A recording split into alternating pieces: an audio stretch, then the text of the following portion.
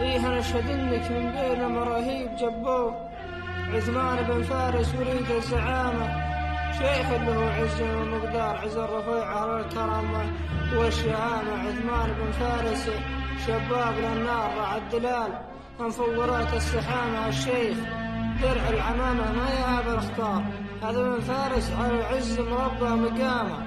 شيخ يلي للمهمات بيطار، واللي يتكلم ما ودي يخلص كلامه، هذا بن فارس على قمة الكبار. شيخ الشيوخ اللي قلنا سلامة. يا شيخ تخضع لكم كبار وصغار، وتخضع لكم يا شيخ ما هي علامة. واللي يتكلم شيخنا مثل الشرار النومس بالفعل جمعته عمامة. يا حيد أبو يوسف يرى على أحرار، يعز منه تحت أمرته في خيامة.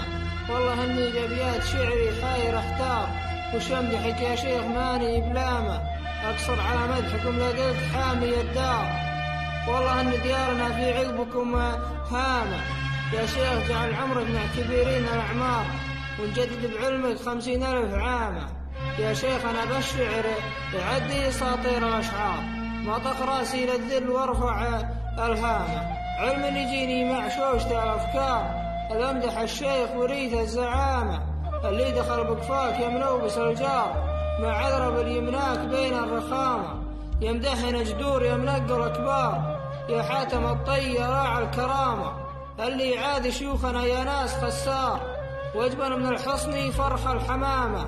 لا يحسب ان الطول اجر بثار، وزنه ثقيل واطول طيور النعامة، وزنه ثقيل واطول طيور النعامة. الشاعر محمد بن صباح الرفيعي.